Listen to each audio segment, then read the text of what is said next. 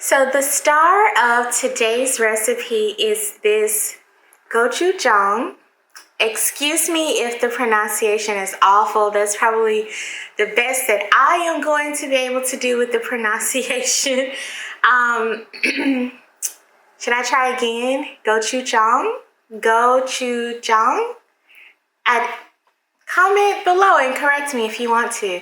So I bought this. It is fermented chili paste, and I bought the original heat level, I guess, the heat level. And I bought this from Whole Foods, and it's vegan. It's got good, no bad stuff in it. It's vegan, right? That's what we think of vegan food. And I am going to use this to make a dish using some stuff just from my refrigerator. I don't know what it's going to be yet, so stay tuned and find out what it is. But so you know, it kind of looks like thick, really thick ketchup. Ooh, it smells spicy. I have tasted it. It smells far more spicy, in my opinion, than what it really ends up tasting like. The taste is like tomatoes and chilies and paprika, or just like a really smoky, has kind of like a smoky aftertaste, after feel, or after whatever. So if you taste it, just like I did, I put some on a spoon and tasted it. It was a little spicy, kind of like in the back of your throat, and then you kind of taste the smokiness. So it's very good. I am not super familiar with cooking with this. I've only cooked one other thing with it. I'm going to cook whatever I cook today, so stay tuned and find out a new way that you can use some gochujang from a person who has only used it one time before. All right, so let's get into making this recipe. I am going to use some breakfast sausage, actually. I am going to use about 1/4 pound for this recipe. I am using this onion, and I have one plain old Idaho potato. She's seen better days, but that's why we're going to eat her today. Let's see what else. We're going to use some garlic right here. And also some salt and pepper as seasoning to go along with the gochujang.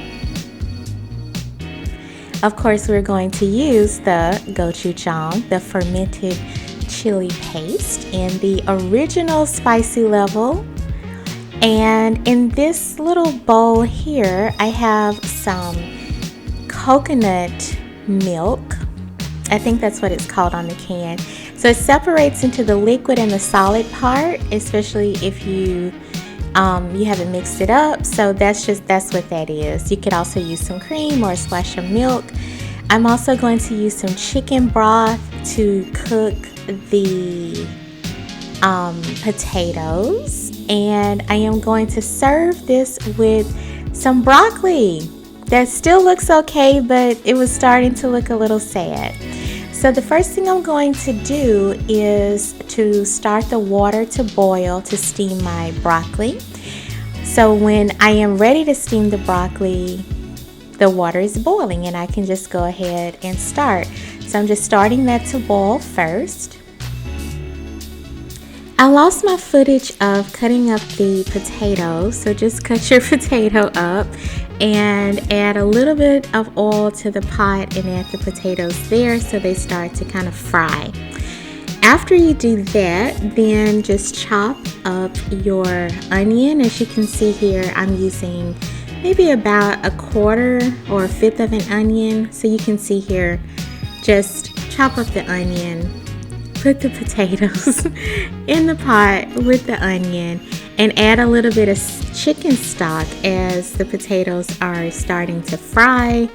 And make sure they don't burn, because I didn't do the best job at that part. So after your onion is chopped up, then add it to your pot and just continue to stir everything up As you can see, the potatoes have a little bit of color on them, like they have been fried, and that is what I was going for. Next, I am just seasoning with salt and pepper. Make sure to taste to your seasoning liking before you eat it or before you serve to people.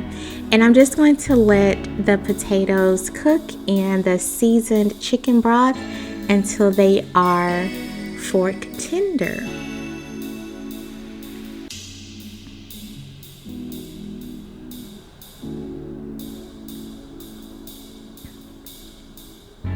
So while the potatoes are cooking, I am going to chop up the garlic and add it as well. I add it towards the middle of the cooking process so it does not burn.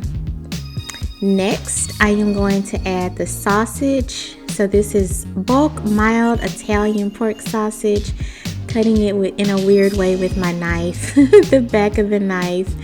And then you just add it to the pot and you break it up just like if it was ground beef. So while that was cooking, like I said, just cook it until everything is tender and done. I took my little broccoli florets and I'm adding them to a pot to steam. My pot is a little too small. I don't know why I use this tiny little pot, but just steam the broccoli until it is your desire of doneness. Next, I am adding a little plop. As you can see, it's only like a tablespoon of the coconut cream. I didn't know what it was going to taste like, so I just added a little bit and I like the creaminess. After that, I am finished steaming the broccoli and I'm just going to season it with some salt and some pepper and about a half of a tablespoon of butter. I'm going to toss it to combine in a 2-liter bowl to match that 2-liter pot.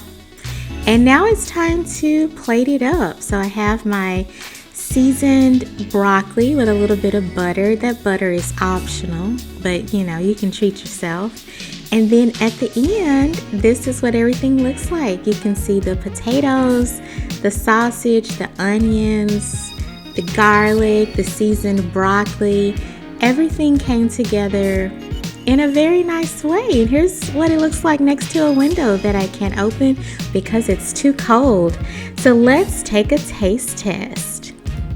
So I'm going to try this dish. Kind of looks like sloppy joes, kind of, if you have ever eaten it. If you've never eaten it, it wasn't my favorite thing in school, so it was too sweet. So hopefully this does not taste like sloppy joes. As I mentioned earlier in the video, I am just kind of trying to clean out my pantry and use up stuff that was close to expiration date. So I'm going to try it. I hope it's not too spicy. I actually don't really love spicy food if it's too spicy or even a little bit spicy. So hopefully this is just the right amount of well seasoned.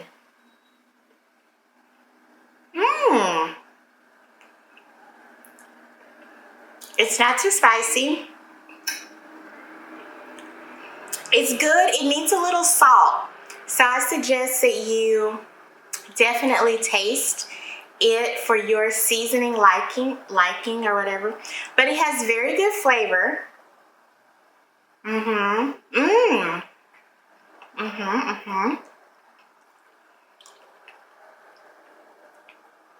This is good. I'm happy with this.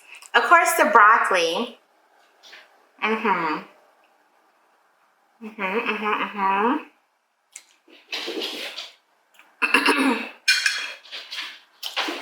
Of course, the broccoli is really good. Ignore my cat in the background having a field day whenever I start to record. So I recommend this. I would give this like a solid 7.5 to 8 out of 10 if I was going to score it out of 10. It's very good. It needs a little salt. But that's really the only way that I would improve it. I'm glad the cat is going crazy. I'm glad that it's not too spicy. So if you don't love spicy food, make sure to add just like a little bit like I did. If you like more spicy food, then definitely add more. So, all right, so this is Nicole signing off from the Basic Ass Cooking channel from Houston, Texas, where it is currently 30 degrees, which for us may as well be 3 degrees. I hope not. I hope it doesn't get that cold. So thank you so much for watching. If you like this video, why don't you go ahead and subscribe and come on back. Make sure to hit the notification bell so you know when I post another video. And why don't you check out one of these other videos while you are here. I will see you next time. Stay delicious. Bye.